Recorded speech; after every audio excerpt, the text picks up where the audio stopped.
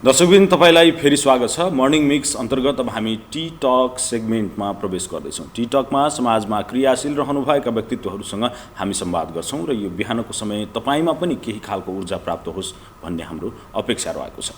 आज खास गरी स्वास्थ्यको क्षेत्रमा क्रियाशील रहनुभएका, शिक्षाको क्षेत्रमा क्रियाशील रहनुभएका, अझ भनौँ सामाजिक अभियन्ताका रूपमा आफ्नो परिचय स्थापित गराउनुभएका व्यक्तित्वलाई हामीले स्टुडियोमा निम्त्याएका छौँ। आज खास गरी क्यान्सरको विषयलाई केन्द्रमा राखेर हामी कुराकानी गर्नेछौँ सुशील कोइराला पर्खर क्यान्सर अस्पतालका अध्यक्ष भक्तबहादुर केसीज्यूसँग। सबैभन्दा पहिले म उहाँलाई कार्यक्रममा स्वागत गर्छु। स्वागत छ। हस्, धन्यवाद। आराम हुनुहुन्छ? हजुर, ठिक छ। यहाँ अहिले कस्तो छ भने जस्तो नजिकको तीर्थ हेला भने जस्तो पनि भयो होला। जस्तो टाढा गएपछि उपचार प्रभावकारी हुने अथवा अझ व्यवस्थित सेवा पाइन्छ कि सुविधा पाइन्छ कि भनेर मान्छेहरू खास गरी यो क्यान्सर जन्य समस्याका बिरामीहरू चितवन, काठमाडौँ लगायतका अस्पतालहरूमा जाने गर्दछन्।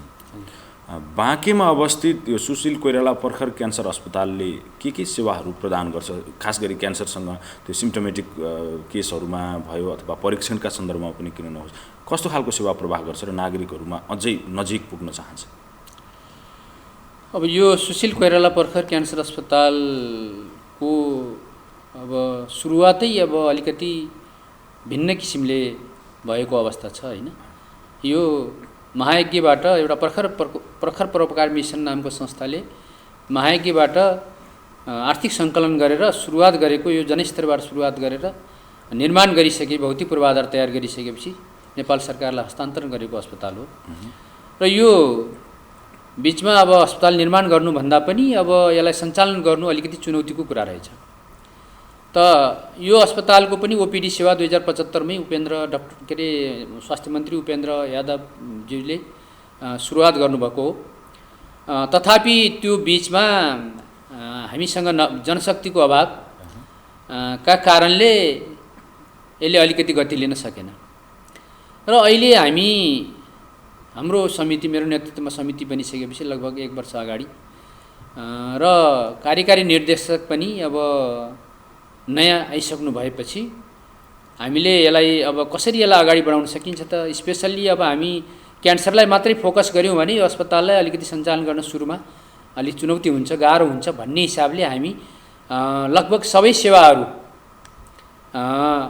अब यो अर्थोपेडिक, पेट्रियाटिक जस्ता बाहेक, होइन, अरू सबै सेवाहरू हामीले यहाँबाट दिन सक्यौँ भने अब यो क्षेत्रको जनताहरूको लागि अब यसले सेवा प्रदान गर्न सक्नेछ र हामी यसलाई अलिकति अगाडि बढाउन सक्नेछौँ भन्ने उद्देश्यका साथ हामीले यसलाई गत वर्षदेखि नै धेरै सेवाहरू हामीले यसमा सुरु गरेका छौँ। सेवा विस्तार गरेका छौँ।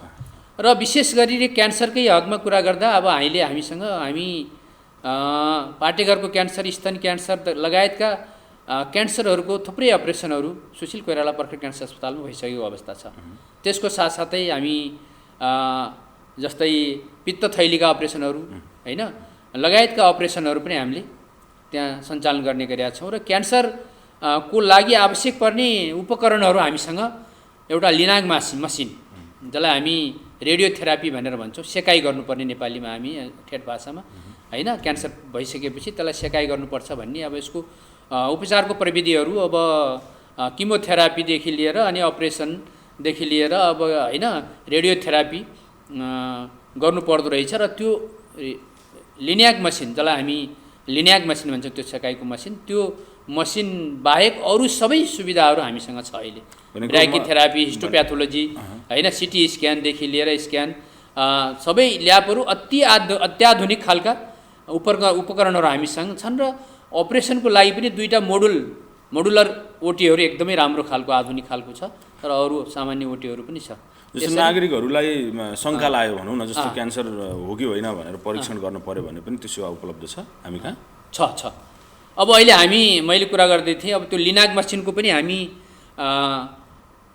त्यसको टेन्डर गरेर सबै प्रोसेस पुरा गरेर हामी अहिले सम्झौता गरिसक्यौँ। 2-3 दिन अगाडि हामीले, होइन, एलेक्टा भन्ने जुन कम्पनी छ, त्यो स्विजरल्यान्डको कम्पनी रहेछ, त्यसको एजेन्टसँग हामीले सम्झौता गरेका छौँ। अब 2 महिनाभित्र हामीलाई त्यो मसिन उपलब्ध गराउनु हुन्छ भन्ने छ। त्यो मसिन लगभग 29 करोड चान्चुनको रहेछ होइन। हाम्रो कार्यकारी निर्देशक र म काठमाडौँ गएर अनि स्वास्थ्य मन्त्रालय अर्थ मन्त्रालयसँग समन्वय गरेर यो बजेटको सुनिश्चितता गरिसकेपछि हामी त्यो प्रोसेसमा गयौँ र अहिले हामी त्यो पनि हाम्रो बङ्कर पहिल्यै बनिसकेको छ त्यो राख्नुको निम्ति होइन। त्यसमा त्यो मसिन पनि अब हामी छिट्टै प्राप्त गर्ने अवस्थामा छौँ। दैनिक र त्यसको लागि अब तपाईँले भने जस्तै अब परीक्षण गर्न सकिन्छ सकिन्न। जस्तै हामी अपरेसन गर्छौँ, त्यसको मासु निकाल्छौँ। अब त्यो मासुमा कुन क्यान्सर छ, कस्तो क्यान्सर छ, कुन स्टेजको क्यान्सर छ, त्यो परीक्षण हामीसँग छ। हिस्टोप्याथोलोजी सेवा भन्दो रहेछ त्यसलाई होइन। त्यो सेवा पनि हामीसँग उपलब्ध छ, हामी त्यो सेवा पनि दिइराखेका छौँ। सो दैनिक रूपमा नै परीक्षण गर्न अथवा चेक जाँचको कार्य हुन्छ या हप्तामा त्यस्तो बार हेरेर अथवा चिकित्सकको अनुकूलता हेरेर चाहिँ सेवा प्रदान हुन्छ? परीक्षण हाम्रो ओपिडी 9:30 बजीदेखि लिएर 2:30 बजीसम्म हामी दैनिक सञ्चालन गर्छौँ बिदाको दिन बाहेक होइन। अपरेसनहरू हामी हप्ताको 2 दिन होइन, सोमबार र मङ्गलबार। त्यो त अब बिरामी त्यहाँ आइसकेपछि उसको स्वास्थ्य परीक्षणका आधारमा निर्धारण हुने निर्धारण होइन।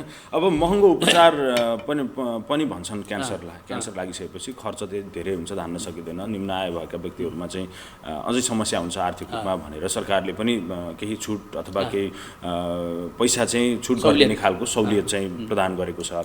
हामीले अस्पतालका तर्फबाट नागरिकलाई सहज हुनका लागि त्यस्तो खालको केही थप सुविधाहरू प्रदान गरेका छौँ। अब यो क्यान्सर पीडितको लागि तपाईँको सरकारले नै अब 1 लाख बराबरको होइन विपन्न बिरामी सेवाको लागि भनेर 1 लाख रुपियाँ उसले सेवा दिने भए हुनाले अब हामी त्यो भित्रैबाट हामी उपचार गराउँछौँ र पछि सरकारबाट हामीले त्यसलाई शोधभर्ना लिने काम गर्छौँ। त्यसबाहेक हामी कहाँ अपरेसनै गर्नु परे पनि हामीसँग सस्तोमा अपरेसन छ। हामी खालि अस्ति भर्खरै एकजना बिरामी तपाईँको भरतपुर गरेर अपरेसन स्तन क्यान्सरको अपरेसन गरेर आउनुभयो। अब हाम्रै त्यहीँको मान्छे हो, अहिले यहीँ कोलपुरमै बस्नुहुन्छ उहाँ।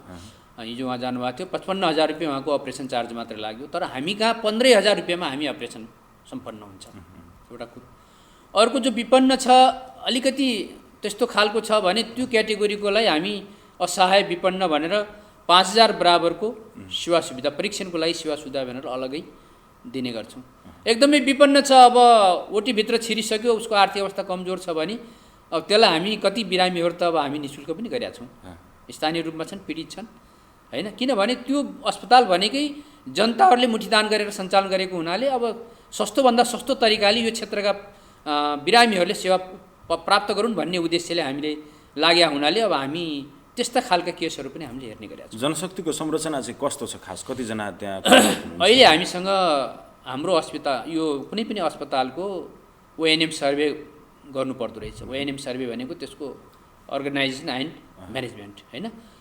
कति भौतिक संरचना छ, त्यसको कति जनशक्तिहरू छ, त्यो सबै गर्नुपर्ने त्यो ओएनएम सर्वेको चरणमा छौँ हामी अहिले। हामीसँग थाई जनशक्ति हामीसँग छैन। हामीसँग थाई जनशक्ति भनेको एउटा कार्यकारी निर्देशक हुनुहुन्छ, एउटा लेखा अधिकृत र एउटा प्रशासन हेर्ने शाखा अधिकृत, 3 जना मात्रै हामीसँग थाई। उहाँहरू पनि काजमा आएको हो र अरू प्रत्येक वर्ष हामीले दरबन्दी स्वीकृत गराउनुपर्छ सरकारसँग होइन। अब अहिले हामीसँग 54 दरबन्दी, लास्ट इयरमा 54 दरबन्दी स्वीकृत भएको हो। त्यो दरबन्दी भनेको अधिकृत लेभलदेखि माथिको मात्रै होइन। त्यहाँ हामी आवश्यकता अनुसार नियुक्ति गर्न सक्छौँ, करार नियुक्ति गर्न सक्छौँ। र त्यो भन्दा तल जस्तै स्टाफ नर्सदेखि लिएर सरसफाइ कर्मीदेखि लिएर ड्राइभरदेखि लिएर जति पनि जनशक्तिहरू चाहिन्छ त्यो सबै विकास समितिले नै बेयर गर्नुपर्छ। भनेको तपाईँहरूकै समितिले त्यसको खर्च उहाँहरूलाई तलब सुविधाहरू दिने कुराहरू त्यो गर्नुपर्छ। आन्तरिक आम्दानी पनि चाहियो अस्पताललाई, चाहियो। अब आन्तरिक आम्दानी भनेकै हाम्रो ल्याब, एक्सरे लगायतका यी सबै होइन। अनि हामीले लिने शुल्क होइन, ओपिडीमा लिने शुल्क जस्ता अब अपरेसनका शुल्कहरू, यी कुराहरू नै हाम्रा आय स्रोतका क्षेत्रहरू। अब क्यान्सर हुन नदिन बढी उपाय अवलम्बन गर्नुपर्छ भन्ने खालको सन्देश पनि सामाजिक सञ्जाल लगायत सूचना सञ्चारका माध्यमहरूले चाहिँ प्रभाव गरिराखेका छन्। अस्पतालका दृष्टिकोणबाट तपाईँहरूले चाहिँ बिरामी भएको र आइसकेपछि गर्ने उपचार त एउटा बाटो भइ नै हाल्यो, त्यो हुनै नदिनका लागि पनि सचेतनामूलक कार्यक्रमहरू पनि गर्नुहुन्छ? त्यस्तो क्यालेन्डरसँग हामीले किसिनचार एफएमसँग एउटा सम्झौता गऱ्यौँ।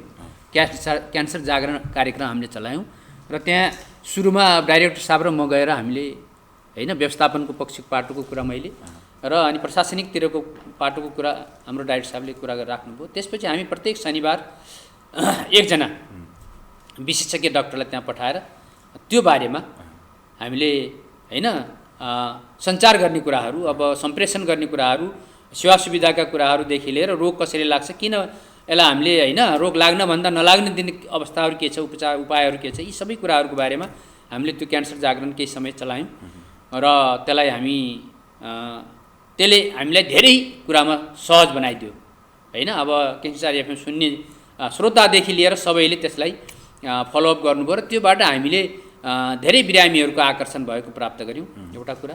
अर्को हामी अब क्यान्सर लाग्न नदिनको निम्ति सचेतना कसरी गर्ने त भन्ने विषयमा अब क्यान्सर दिवसको दिन पनि हामीले प्रत्येक विद्यालयका बालबालिकाहरूलाई बोलाएर त्यो विषयमा क्यान्सर के हो र यो कसरी लाग्छ र यसलाई लाग्न नदिने उपायहरू के हुन् भन्ने विषयमै हामीले वक्तृत्व कला प्रतियोगिताको आयोजना गऱ्यौँ र त्यसमा खजुरा गाउँपालिकाका थुप्रै विद्यालयका विद्यार्थी भाइ बहिनीहरू सहभागी भए। त्यसले पनि एउटा सन्देश दियो र त्यसको साथसाथै हामीले अर्को कुरा हामीले के गर्यौँ भन्दाखेरि माध्यमिक विद्यालयहरू सञ्चालन भएका विद्यालयहरूमा हामीले अन्कोलोजिस्ट डाक्टरहरूलाई लिएरै हामीले त्यहाँ होइन प्रेजेन्टेसन गर्ने, क्यान्सर के हो, कसरी लाग्छ अथवा यसलाई कसरी रोकथाम गर्न सकिन्छ, विद्यार्थी मार्फत उहाँहरूको अभिभावकहरूलाई एउटा क्यान्सरबाट हामी क्यान्सर लाग्न नदिनको निम्ति होइन हामीले कसरी सजगता अपनाउन सकिन्छ, सचेतना गर्न सकिन्छ भन्ने उद्देश्यले हामीले धेरै विद्यालयहरूमा हामीले त्यो कार्यक्रम सञ्चालन गऱ्यौँ र हाम्रो उद्देश्य भनेको अब हामी छिमेकी जिल्ला र यो पालिकाका अरू छिमेकी यता हाम्रो नारायणपुर लगायतका यो क्षेत्रमा र हामी अरू पहाडी जिल्लाहरूमा पनि हाम्रो जाने योजना थियो, हाम्रो कार्यक्रम थियो। तर यो कोभिडको कारणले हामीले त्यो सबै कार्यक्रम सञ्चालन गर्न सकिरहेका छैनौँ र हामी यसरी चाहिँ अहिले धेरै किसिमले अब हामीले क्यालेन्डर निकालेका छौँ। त्यो क्यालेन्डरमा पनि अब ती सबै कुराहरू हामीले राखेका छौँ होइन। यसरी हामी अगाडि बढ्छौँ। भनेको वार्षिक कार्यतालिका बनाउनु भएको छ, त्यो तालिकामा चाहिँ यो सन्देशका सामाजिक शिक्षालाई पनि फोकस गरिएको छ। अनि यहाँनिर चाहिँ जस्तो मास्कको अभियान सञ्चालन गर्नु पर्यो अथवा अन्य कुनै पनि सामाजिक अभियान सञ्चालन गर्नु पर्यो भने पहिलो रोजाइमा विद्यार्थीको समूह, उमेर समूह नै पर्छ होइन। तर क्यान्सरबाट पीडित भएकाहरू, क्यान्सर पीडितहरूको उमेरको हेर्ने हो भने उमेरको अवस्था हेर्ने हो भने बालबालिकाभन्दा अलि एजेडहरूलाई चाहिँ अलिक बढी देखिन्छ समस्या। भन्दाखेरि हामीले यो सन्देश प्रवाह गर्ने सवालमा कम उमेर समूहकालाई रोजाइमा राख्दाखेरि अथवा उहाँहरूसँग हाम्रो कार्यक्रम बढी गर्दाखेरि चाहिँ त्यो त्यति प्रभावकारी नहुन्छ कि भन्ने खालका कुराहरू आउँछन् कि आउँदैनन् बहसमा?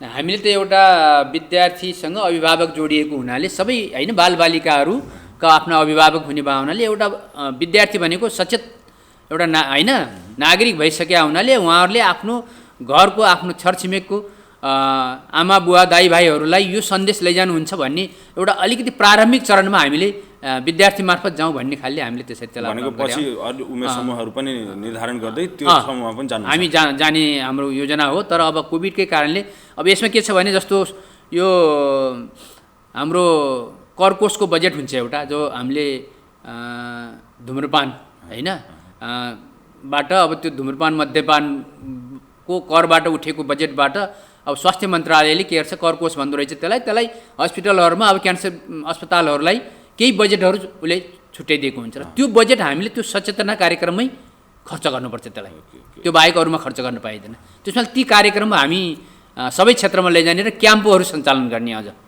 हाम्रो कर्णाली प्रदेशका जुम्ला हुम्ला, यो लुम्बिनी प्रदेशको रोल्पा रुकुम होइन, अनि सुदूरपश्चिमको हामी डोटी बैतडीसम्मै पुग्ने योजना हाम्रो हो।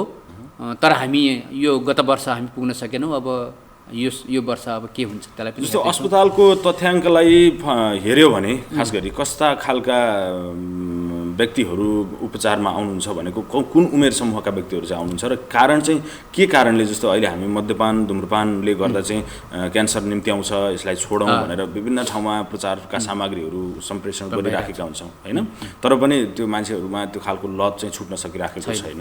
बिरामी चाहिँ कस्ता खालको आउँछन् हाम्रो दर्शकहरूलाई बताइदिनु त्यो विषय। अब हामी कहाँ आउने बिरामी भनेको हजुरको अब 35-40 उमेरदेखि माथिकै अहिलेसम्म हामी क्यान्सरसँग होइन क्यान्सरका पीडितहरू हामीले पाउने गरेका छौँ। अहिले बच्चाहरूमा लाग्न त क्यान्सरहरू बच्चा भन्दैन, बुढो भन्दैन होइन, महिला पुरुष केही भन्दो रहन्छ। तर पनि अहिलेसम्मको अवस्थामा हामीले त्यस खालका क्यान्सर बिरामीहरूलाई पाउने गरेका छौँ र स्पेसल्ली अब महिलाहरू बढी पाटेघरको क्यान्सर, स्तन क्यान्सर होइन, यी क्यान्सरहरू बढी मात्रामा, त्यस्ता क्यान्सरका बिरामीहरू बढी मात्रामा हामी कहाँ आउने गरेका छन् पुरुषको तुलनामा पनि। पुरुषमा चाहिँ के कारणले क्यान्सर भयो भन्ने खालको त्यस्ता केही छलफलहरूमा निस्किन्छन् कुराहरू? जस्तो महिलामा चाहिँ पाठेघर सानो उमेरमा बिहा गरेका कारणले, बच्चा छिटो जन्माएका कारणले गर्दा त्यो समस्या निम्तिको हुन सक्ने देखिन्छ भने पुरुषहरूमा चाहिँ कस्तो हुन्छ? अब यो क्यान्सर भनेको केही त तपाईँको वंशानुगत पनि हुँदो रहेछ होइन। जस्तै बाउ आमाहरूमा छ भने त्यो बच्चाहरूमा पनि सर्न सक्ने केही प्रतिशत त्यो रहेछ। र केही खानपानका कारणले होइन, मान्छेले आफ्नो खानपानमा ध्यान दिएन, स्वास्थ्य सुरक्षामा सावधानी अपनाएन भन्ने खालले पनि अब केही क्यान्सरहरू त्यसरी पनि लाग्दो रहेछ। तपाईँ विभिन्न सामाजिक संस्थामा पनि क्रियाशील हुनुहुन्छ, जस्तो ज्ञानोदय नमुना माध्यमिक विद्यालय खजुराको अध्यक्ष हुनुभयो, त्यसै गरी गाउँपालिकाको शिक्षा समितिको सदस्य भएर पनि अहिले तपाईँ काम गरिरहनु भएको छ। अहिले म तपाईँसँग खास गरी यो सुशील कोइराला पर्खर क्यान्सर अस्पतालको अध्यक्षका हैसियतले कुराकानी गर्दाखेरि नागरिकहरूमा अस्पतालको अध्यक्षका तर्फबाट के चाहिँ सन्देश प्रवाह गर्न चाहनुहुन्छ? अब मैले खास गरेर लुम्बिनी प्रदेशको दाङ, रुकुम, रोल्पा, गुल्मी होइन, अर्घाखाँची, पाल्पा लगायतकादेखि पश्चिम कर्णाली प्रदेश र सुदूरपश्चिम क्षेत्रकै हिजोको मध्यपश्चिम र सुदूरपश्चिम क्षेत्रका 15वटा जिल्लालाई केन्द्रबिन्दु बनाएर स्थापना भएको सुशील कोइराला पर्खर क्यान्सर अस्पताल हो। र यो अस्पतालले सस्तो र सुलभ तरिकामा हामीले सेवा सुविधा प्रदान गर्ने उद्देश्यका साथ यसलाई स्थापना गरेको होइन। हामीले सुरुमै यसलाई नो प्रफिट नो लसको हिसाबले लैजानुपर्छ भन्ने मान्यताका साथ हामी लाग्यौँ र त्यो अस्पताललाई सञ्चालन ल्यायौँ। र अहिले हामीले त्यो अस्पताललाई कर्मिक रूपमा अब हिजो तपाईँको दिनमा 5-10 बिरामी आउँथे भने अहिले हामी 150-200 सम्म बिरामीहरू प्रत्येक दिन अस्पतालमा ओपिडीमा चेक गराउन आउने। त्यसमा पनि अब हामीसँग छाला रोग, नाक कान घाँटीको होइन, त्यसपछि लिएर अब सर्जनहरू भइसके, त्यसपछि अनि हामी फिजिसियनहरू लगायतका बिरामीहरू हामीले हेर्ने गर्छौँ अहिले होइन। क्यान्सरलाई मात्रै नभएर अरू बिरामीहरूलाई पनि हामी सेवा दिने गरिराखेका छौँ। र क्यान्सरको बिरामीहरूको चाप बढ्दै गयो, भोलि अब यो अलिकति अगाडि बढ्दै गयो भने अब हामी अरू सेवाहरूलाई फेज आउट गर्दै जाने अवस्था आउन सक्छ।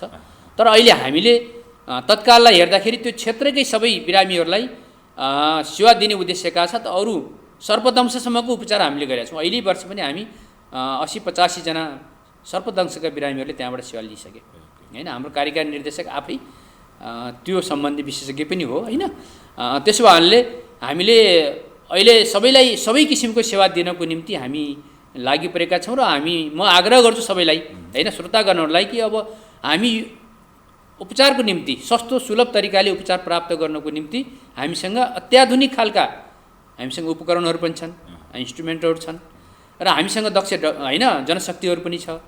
त्यसो भएकाले अब त्यो अस्पतालमा गएर उपचार गर्नको निम्ति सेवा लिनको निम्ति म सबै श्रोतागणहरूलाई आग्रह गर्न चाहन्छु। अब त्यसको अझै थप स्पेसिफिक बनाउनका लागि, जस्तो बिरामी नै नभए त अस्पताल क्यान्सर अस्पताल खोलेर पो के गर्नु होइन, बिरामी भएपछि न सेवा प्रदान गर्ने हो। अहिले अब त्यही स्थिति अस्ति कोभिडको बेलामा पनि तपाईँहरूले आइसोलेसनको रूपमा अस्पताललाई प्रयोग गर्नुभयो। यस्तो अवस्थामा आवश्यकताका बेला एकदमै नजिकको सेवा प्रदान गर्ने निकायका रूपमा सुशील कोइराला पर्खर क्यान्सर अस्पताल स्थापित भयो कोभिडको बेलामा होइन। यस्तो अवस्थामा नागरिक स्तरबाट अस्पतालको व्यवस्थापनमा कस्तो खालको सहयोगको अपेक्षा गर्नुहुन्छ र सरकारले थप व्यवस्थापनका लागि अब के कुराहरू चाहिँ गरिदियो भने अझै अघि तपाईँले भने जस्तो लुम्बिनीका पहाडी जिल्लाहरू, कर्णालीका पहाडीका जिल्लाहरूमा क्याम्प सञ्चालन गर्नका लागि पनि सहज हुन्छ होला, के चाहिँ गर्नुपर्छ? अब हामीलाई तत्कालै हामीलाई नागरिक समाजबाट अब जे छ सकारात्मक सहयोग छ होइन। हामी खजुरा भन्ने बित्तिकै विकास निर्माणको काममा सबैको एकबद्धता हुन्छ भन्ने पहिचान हामी त्यही अस्पतालबाट पनि सुरुवात गरेका छौँ होइन। थुप्रै बनेका योजनाहरू हामी त्यहाँ राजनीति विभेदका कुराहरू गर्दैनौँ, सामाजिक विभेदका कुराहरू गर्दैनौँ, हामी सबैको एकबद्धता छ। त्यो हिसाबले सबैको सहयोग भइरहेको छ र अझै पनि सहयोगको अपेक्षा हामीले राखेका छौँ। र त्यसको लगत्तै अब सरकारबाट हामीले के कुराहरूको अपेक्षा छ भन्दा अब हामीले जनस्तरबाटै निर्माण गरेको जुन ओपिडी ब्लक छ हामीसँग त्यहाँ अहिले 59-60 बेडको मात्रै क्षमता छ हैन।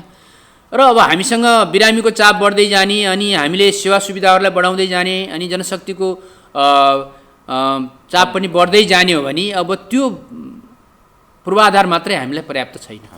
त्यसको साथसाथै अब यो लाइन भनेको मेडिसिन लाइन भनेको अलिकति गाह्रो लाइन रहेछ हैन। त्यसमा त्यहाँ प्राप्त हुने सेवा प्रदान गर्ने जो विशेषज्ञहरू हुनुहुन्छ उहाँहरूको निम्ति बसोबासको व्यवस्था, उहाँहरूलाई बालबालिकाहरूलाई पठन पाठनको व्यवस्थादेखि लिएर थुप्रै सेवाहरू उहाँहरूलाई पनि दिनुपर्ने आवश्यकता हैन। र त्यो शुद्ध नेपाल सरकारले तोकेको तलबभन्दा मात्रै विशेषज्ञहरू प्राप्त गर्न नसक्ने अवस्था, उहाँहरूलाई थप सुविधाको पनि व्यवस्था गर्नुपर्ने लगायतका थुप्रै चुनौतीहरू छन्। त्यसो भएले अब हामी अहिले पनि तत्कालै अब हामी डक्टरको क्वार्टरहरू कसरी निर्माण गर्ने हैन त्यसको बारेमा हामीले बजेट माग गरेका पनि छौँ हैन। त्यस्तै अहिले lions club of Nepalgunj Khajura ले अब इन्टरनेसनल नेसनल लायन्स क्लबसँग सहकार्य गरेर हामीलाई हस्पिस एउटा निर्माण गर्दैछ। हाम्रो अस्पतालको 25% र लायन्स क्लबको 75%मा हामी त्यो सम्झौता भइसकेको छ र हामीले 25% को लगभग 37-38 लाख रुपियाँ हामीले उनको खातामा डोनेट पनि गरिसकेका छौँ हैन, जम्मा गरिसकेका छौँ। र त्यो एउटा हस्पिस जहाँ बिरामीहरू भित्र बेडमा पनि बस्न नपर्ने र घर गएर उपचार पनि गर्न अलिक गाह्रो हुने खालका बिरामीहरूलाई त्यहाँ बसोबास गर्ने बिरामी कुरुवाहरू बस्नको निम्ति त्यो तयार गर्दैछौँ हामी। त्यो बन्दै यही वर्षमा बन्नेवाला छ। र यो लगायतका अब हामीलाई थुप्रै अब हामीसँग ब्लड ब्याङ्क छैन अहिले हैन। त्यो ब्लड ब्याङ्कको स्थापनाको निम्ति पनि हामीलाई भवनको आवश्यकता छ 2 कोठे कम्तीमा पनि। अब त्यो कार्य हामी रेड क्रससँग सहकार्य गर्दैछौँ र उहाँ रेड क्रसको त्यो डिजाइन अनुसार नै हामीले त्यो बिल्डिङ बनाउनु पर्दो रहेछ, त्यो पनि हामी गरिरहेका छौँ। र यी लगायतका मेन कुरा हाम्रो जनशक्ति अभावको कुराहरू छ हैन। त्यसलाई ओएनएम सर्वे गरिदियो भने स्वास्थ्य मन्त्रालयले अब हामी नेपाल सरकारको थाई जनशक्तिहरू हामीले प्राप्त गर्न सक्छौँ हैन। त्यो भइदियो भने हामीले अब करारमा अस्थायीमा खोज्नुपर्ने हैन, बढी सेवा सुविधाहरू प्रदान गर्नुपर्ने जस्ता झन्झटबाट अलिक कम हुन्थ्यो कि भन्ने अपेक्षा हामीले राखेको छौँ। अस्पताल स्थापना भएका भनौँ न सेवा प्रदान गर्न थालिएका केही वर्षहरूमा चाहिँ एकदम प्रभावकारी सेवा नागरिकले प्राप्त गर्छन्। अलिखेर पछि चाहिँ त्यो बिस्तारै त्यहाँबाट प्रदान गरिने सेवाहरू चाहिँ पैसाको सँग कम्पेयर हुन थाल्छ पछि, अथवा प्राइभेट क्लिनिकहरूप्रति चाहिँ त्यहाँ कार्यरत जनशक्तिकै आकर्षण बढ्न थाल्छ।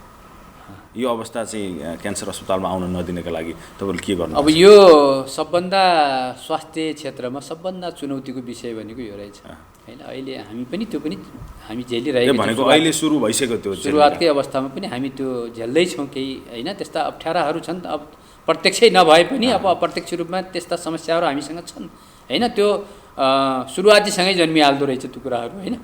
र सबै सरकारी अस्पतालहरू धराशायी हुने एउटा कारण त्यो पनि रहेछ।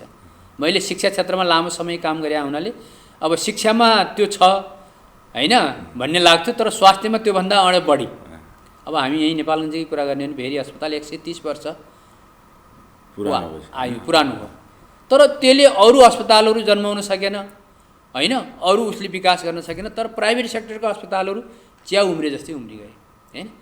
त्यसमाले यो चुनौती छ सरकारी अस्पतालमा काम गर्ने जनशक्तिहरूलाई हामीले टिकाइराख्न गाह्रो छ। तर हामी एउटा के सोचमा छौँ भने हामी जस्तो हस्पिटल टाइमभन्दा बाहिरको टाइममा उहाँहरूले सेवा दिन चाहनुभयो भने र बिरामीलाई हामीले केही शुल्क लिएर उहाँहरूलाई त्यो शुल्कको केही पर्सेन्ट उहाँहरूलाई हैन इन्सेन्टिभ दिएर यो कार्यलाई हामी सहज रूपमा हाम्रा मेन पावरहरू बाहिर अरू ठाउँमा चाहनु पनि नपर्ने र हाम्रै स्थानबाट त्यही एउटै ठाउँमा बसेर अनि हाम्रा बिरामीहरूले सेवा सुविधा पनि प्राप्त गर्न सक्ने यो खालको मोडालिटीमा जानुपर्छ कि भन्ने खालले हामी अगाडि सोचिरहेको छौँ। त्यसो गर्दा त फेरि नर्सिङ होम स्टाइलमा गयो भनेर आरोप लाग्ला नि फेरि त्यसो गर्दा। त्यो हामी नर्सिङ प्राइभेट सेक्टरको जस्तो हामी त्यति चर्को मूल्य हामी लिँदैनौँ, शुल्क लिँदैनौँ हैन।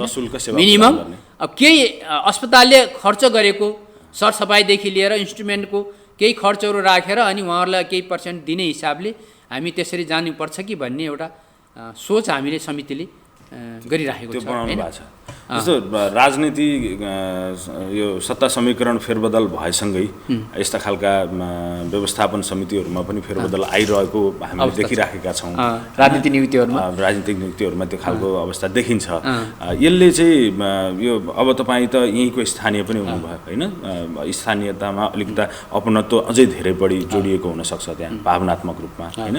अब फेरि एउटा सरकारको पालामा तपाईँले नियुक्ति लिनुभयो, अहिले सरकार चेन्ज भयो, परिस्थिति उल्टिएको छ। यसले चाहिँ व्यवस्थापन अस्पतालको व्यवस्थापनलाई कतिको असर गर्छ? जस्तो तपाईँभन्दा अगाडि पनि त्यहाँ अर्को अध्यक्ष हुनुहुन्थ्यो होला होइन?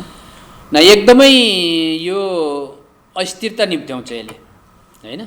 यो अब जस्तै हाम्रो कार्य समितिलाई अब 3 वर्षको लागि भनेर जुन सरकारले नियुक्त गरेको छ, मनोनयन गरेको छ, अब हामीले त्यो 3 वर्ष हामीले कसरी यसलाई रन गर्ने त कसरी लैजाने भन्ने योजनाका साथ हामी अगाडि बढेका छौँ होइन। हाम्रो एउटा दृष्टिकोण छ, एउटा भिजन छ, हामी त्यो उद्देश्यका साथ हामी अगाडि बढेका छौँ।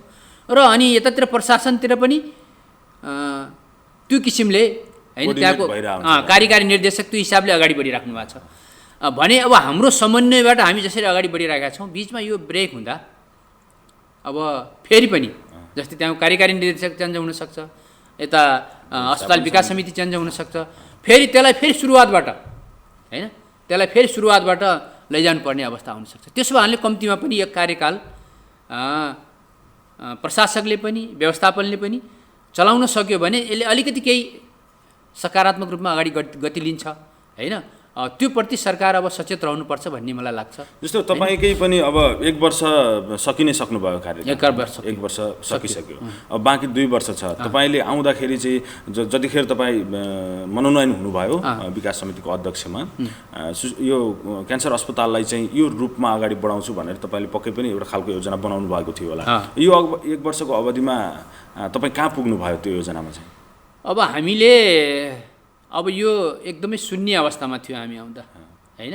अब कार्यकारी निर्देशक हुनुहुन्थ्यो, लेखा अधिकृत हुनुहुन्थ्यो र केही 2-3 जना विशेषज्ञ डाक्टर साहबहरू हुनुहुन्थ्यो।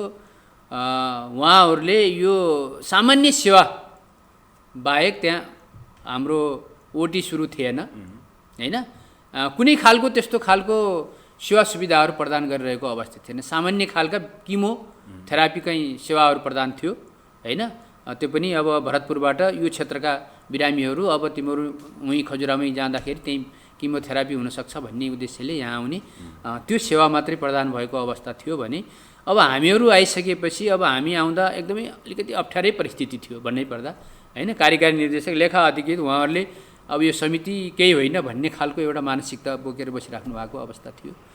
यो मैले पटक पटक पनि भन्ने गर्छु होइन।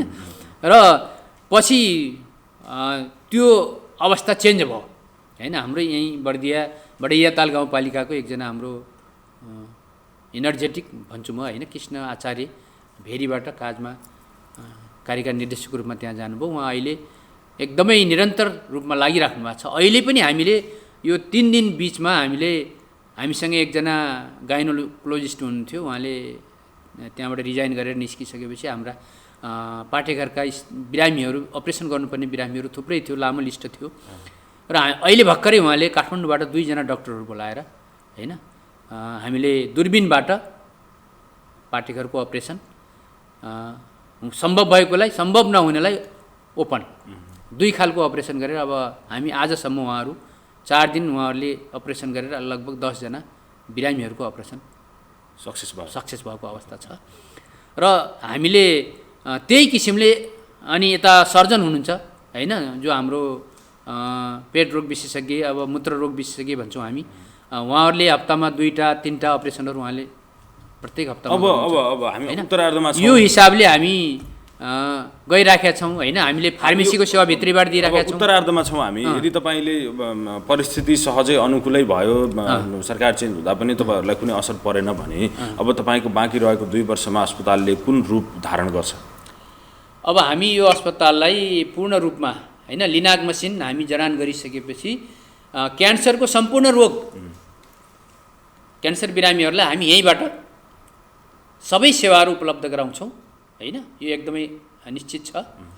र त्यसबाहेकका अरू सेवाहरूलाई पनि हामी बिस्तार मैले भने नि हाम्रो दरबन्दी स्वीकृत हुने बित्तिकै, हाम्रो मेन पावर अलिकति बढ्ने बित्तिकै, जनशक्ति बढ्ने बित्तिकै हामीले धेरै सेवाहरू हामीले सञ्चालनमा ल्याउन सक्छौँ। भनेको अब तपाईँ आफ्नो पुरै कार्यकाल हुँदासम्म चाहिँ यो नामले सुशील कोइराला प्रखर क्यान्सर अस्पताल भए पनि अन्य रोगका बिरामीहरूले पनि सहज उपचार पाउने गरी चाहिँ व्यवस्थापन गर्ने तयारीमा हामी लागेका छौँ। ओके, हुन्छ। यो बिहानको समयमा महत्त्वपूर्ण समय र संवादका लागि यो समय उपलब्ध गराइदिनु भयो, हाम्रो स्टुडियोसम्म आइदिनु भयो, तपाईँलाई धेरै धेरै धन्यवाद।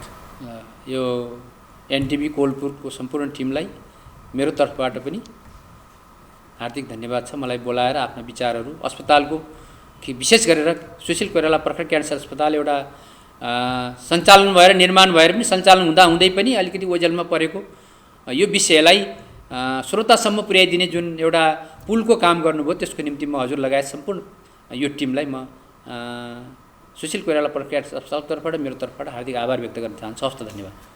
दर्शक महानुभावहरू, हामी अहिले टी टकमा कुराकानी गऱ्यौँ भक्तबहादुर केसी, जो सुशील कोइराला प्रखर क्यान्सर अस्पतालको अध्यक्षको रूपमा रहिरहनु भएको छ। खास गरी नजिकको तीर्थहेला भनेको जस्तो गरी हामी त्यहाँ सेवा लिन गइराखेका छैनौँ। हामीले नजिकमा उहाँहरूले सेवा प्रवाह गरिरहनु भएको छ। त्यही सेवा कस्तो चाहिँ प्रवाह गरिरहनु भएको छ, हामीले के कारणले चाहिँ तपाईँको अस्पतालमा आउने भन्ने विषयसँग सम्बन्धित भएर हामीले कुराकानी गऱ्यौँ। र अब भने हामी केही बेर विश्राममा जानुपर्ने बेला भएको छ र विश्रामपछि हामी जिल्ला अपडेटका साथमा उपस्थित हुनेछौँ। हामीसँगै रहनुहोला।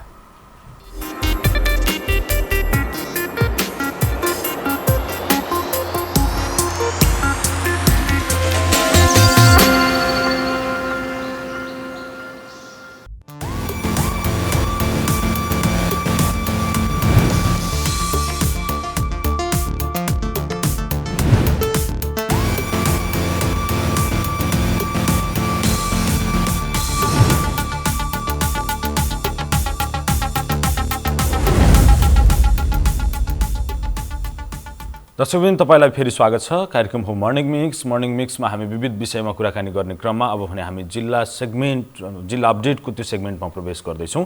देशभर मनसुनी वायुको प्रभाव कायम छ। केही स्थानमा वर्षा भइरहेको छ। यो वर्षा चाहिँ आज र भोलिसम्मै भारी वर्षा हुने पूर्वानुमान गरिएको छ र केही ठाउँमा डुबान सुरु भइसकेको छ। कतै पहिरोले सडक अवरुद्ध भएका छन्। सुदूरपश्चिमका पहाडी जिल्ला 7 जिल्ला जोड्ने सडक पहिरोका कारण अवरुद्ध भएको छ। मुगलिङ नारायणगढ सडकमा पनि पहिरो खसेको पहिरो पन्छ्याउने काम सुरु भइरहेको छ। धेरै ठाउँहरूमा यो वर्षाले क्षति पुर्याएको छ भने पश्चिम नवलपरासीको परासी बजार डुबानमा छ। यस विषयमा थप जानकारी दिनका लागि हामीसँग त्यहाँ स्थित हाम्रा संवाददाता विकास अधिकारी टेलिफोन लाइनमा जोडिनु भएको छ। म उहाँसँग कुराकानी गर्छु। विकासजी, स्वागत छ यहाँलाई। कस्तो छ अहिले नवलपरासी पश्चिमको सदरमुकाम परासीको अवस्था? अब यहाँ गए रातिदेखि हिजो साँझदेखि निरन्तर पानी परिरहेको छ। पानी रोकिएको छैन। अहिले पनि ठुलो पानी आइरहेको छ र निरन्तर आएको वर्षाका कारण सदरमुकाम नजिक भएर पश्चिम नवलपरासीको सदरमुकाम परासी नजिक भएर बग्ने झरै खोलामा बाढी आएको छ र त्यो झरै खोलाको बाढी अहिले बस्तीमा पसेको छ। परासी बजार क्षेत्र जलमग्न भएको छ। बजार क्षेत्रमा पनि पानीको बहाव खोला जस्तै गरी बगिरहेको पाइएको छ, जसले गर्दा अब सयौं घर अहिले डुबानमा छन्। बजार क्षेत्रका मुख्य राजमार्गमा नदी बगे जस्तै गरी खोला बगिरहेको छ यति बेला र घरहरू डुबानमा छन् र झरै खोलाले तटबन्ध गरेको भन्दा माथिल्लो क्षेत्रबाट रामटाङ नगरपालिकाको 1 नम्बर वडाबाट खोला बस्तीतर्फ सोझिएको छ बाढी र त्यसले गर्दा अहिलेसम्म कुनै मानवीय क्षति भएको खबर त प्राप्त भएको छैन, तर भौतिक क्षति भएको छ। घरहरूमा पानी पसेको छ। मानिसहरूको अन्नपात सबै डुबेको छ र कतिपय स्थानमा एक तला मात्रै घर भएका स्थानीयहरू छतमा बस्नु भएको छ। अब छतसम्म केही बेर यस्तै निरन्तर पानी बढिरह्यो भने छतसम्मै पानी पुग्ने अवस्था सिर्जना भएको छ। जिल्लाका मुख्य कार्यालयहरू, जिल्ला प्रशासन कार्यालय, प्रहरी कार्यालय, नेपाल आर्मीको क्याम्प सबै डुबानमा छ। अहिले जिल्ला प्रशासन कार्यालयमा 3 फिटदेखि 4 फिटसम्म पानीको बहाव रहेको मलाई प्रमुख जिल्ला अधिकारी धर्मेन्द्र कुमार मिश्रले केही बेर अगाडि मात्रै जानकारी गराउनु भएको छ।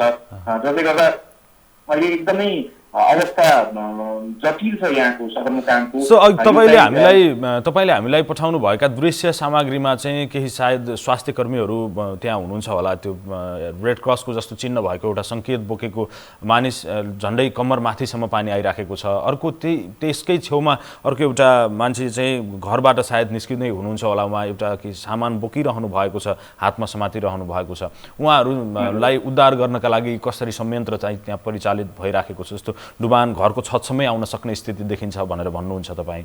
निकासको बाटो बन्द भएर हो या खोलाले धार परिवर्तन गर्दाखेरि त्यसो हुन गएको हो?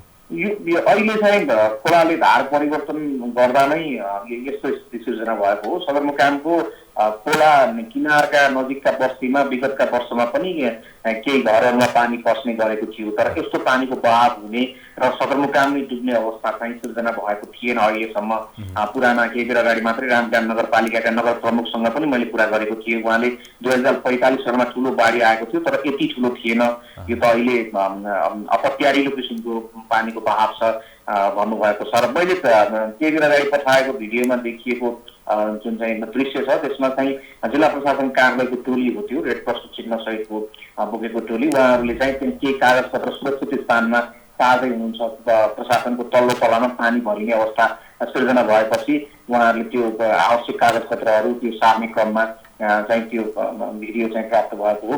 र जुन अहिलेको अवस्था छ उद्धारको लागि पुष्पजी जुन चाहिँ प्रशासनले तदारुकता देखाउने त कोसिस गरेको छ। गए राति 24 जनालाई सुनवलको खखरीबारी भन्ने स्थानबाट त्यहाँ बाढी पसेको थियो, त्यहाँबाट उद्धार गरेर सुरक्षित स्थानमा राखिएको छ। तर परासी क्षेत्रमा अहिले तत्कालै बोट लगाएर 2-3 टोली प्रशासनले 3वटा टोली प्रशासनले पठाएको छ। त्यो पनि पानीको बहावका कारण अगाडि बढ्न नसकिरहेको अवस्था छ त्यहाँ गएर। र मानिसहरू घरको छतमा अब अहिले नै अब खाना खाने समयमा के खाने भन्ने टुङ्गो छैन, किनकि सबै डुबेको छ। त्यसले गर्दा चाहिँ मानिसहरू छतमा उद्धार राहतको प्रतीक्षामा छन्। यति बेला तत्कालै त्यति ठुलो उद्धारको संयन्त्र चाहिँ परिचालित भइसकेको छैन। मैले प्रमुख जिल्ला अधिकारीज्यूसँग बुझेको थिएँ। उहाँले चाहिँ 3वटा टोली चाहिँ सुनवलमा एउटा, परासीमा एउटा र सीमा क्षेत्रमा एउटा टोली चाहिँ उद्धारको लागि उद्धार टोली चाहिँ खटाइएको छ। अब त्यसले चाहिँ तत्कालै इमर्जेन्सी रेस्क्यु चाहिँ गर्न सक्छ। अरू ठुलो रेस्क्युको लागि चाहिँ थप जनशक्ति थप व्यवस्थापन आवश्यक पर्छ भन्ने कुरा गर्नुभएको छ। भनेको जिल्ला बाहिरबाटै यो उद्धार र राहत सामग्री वितरणका लागि चाहिँ थप जनशक्ति आवश्यक पर्ने स्थिति देखिएको हो त्यहाँ? त्यो स्थिति देखियो, किनकि अब यदि यो पानीको बहाव यस्तै निरन्तर बढिरहने, पानी परिरहने र खोलाको बहाव अब यस्तै गरी बस्तीमा आइरहने हो भने त यहाँ हेलिकप्टर बेगरको उद्धार सम्भव देखिँदैन केही स्थानमा चाहिँ। कति किलोमिटर क्षेत्रफल त्यो सराउन्डिङमा कति किलोमिटर क्षेत्रफल जति चाहिँ त्यो डुबानमा छ अथवा त्यहाँका मान्छेहरूलाई सिफ्ट गरेर राख्नुपर्ने सुरक्षित स्थान चाहिँ कति टाढा छ? अब लगभग जुन चाहिँ खोलाबाट बस्तीमा पानी पसेको छ, जुन चाहिँ बस्ती क्षेत्र डुबान क्षेत्र हेर्ने हो भने सिधा किलोमिटरको हिसाबले हेर्ने हो भने 3-4 किलोमिटरको क्षेत्र छ जुन मेन बजार क्षेत्र भयो। र त्यस पछाडि ग्रामीण क्षेत्र पनि डुबानमा सकेसम्म सबै। त्यसले गर्दा अब उनीहरूलाई सार्न सुनवल क्षेत्रतिर सार्नु पर्ने हुन्छ, किनकि परासीको सबै क्षेत्र डुबानमा छ, विद्यालयदेखि लिएर सबै क्षेत्र। त्यसले गर्दा सुनवलतिर अलिकति अग्लो स्थानमा लानुपर्ने हुन्छ त्यसको लागि। र अब पानीको बहाव कम भयो भने त समस्या नहोला, त अझै पनि पानी चाहिँ रोकिने सङ्केत देखिएको छैन। त्यसले गर्दा अलिकति जटिल स्थिति चाहिँ देखा परेको छ यहाँ। हुन्छ विकासजी, यो महत्त्वपूर्ण जानकारीका लागि यहाँलाई धेरै धेरै धन्यवाद। विकास अधिकारी पश्चिम नवलपरासी स्थित हाम्रा संवाददाता हुनुहुन्थ्यो। उहाँले त्यहाँको वस्तुस्थितिबारे जानकारी गराउँदै हुनुहुन्थ्यो। विगत केही दिनदेखि परिरहेको लगातारको वर्षाका कारण परासी बजार सदरमुकाम क्षेत्र डुबानमा परेको छ। मान्छेहरू राहत र उद्धारको प्रतीक्षामा बसिरहेका छन्। स्थिति यही रह्यो भने पानी अझै परिरह्यो र वर्षा रोकिने छाँट देखिएको छैन भन्दै हुनुहुन्थ्यो। त्यस क्षेत्रमा पानी अहिले पनि परिराखेको छ र स्थिति अझै जटिल हुन सक्ने, उद्धारका लागि चाहिँ अझै कठिनाइ हुन सक्ने भनेर भन्दै हुनुहुन्थ्यो। र उहाँले हामीलाई पठाउनु रहनुभएका दृश्य सामग्रीमा चाहिँ जिल्ला प्रशासन कार्यालय समेतमा पानी पसेपछि त्यहाँ पनि डुबान भएपछि तल्लो तलामा रहेका सामग्रीहरू चाहिँ त्यहाँबाट निकाल्दै गरेका कर्मचारीहरूले चाहिँ त्यहाँबाट ती सामानहरू निकाल्दै गरेका दृश्य चाहिँ हामीले अहिले भर्खर मात्रै पनि तपाईँलाई पनि देखायौँ। मानिसहरू आफ्ना अत्यावश्यक सामग्रीहरू पोकोमा बाँधेर चाहिँ त्यो बाढीमा झन्डै कम्मर माथिसम्म पानी आइराखेको छ, त्यहाँ हिँडिरहनु भएको थियो। सायद सुरक्षित स्थानको खोजीमा हुनुहुन्छ। एकतले घर भएकाहरू घरको छतमा बसिरहनु भएको छ भन्ने पनि जानकारी दिइरहनु भएको थियो।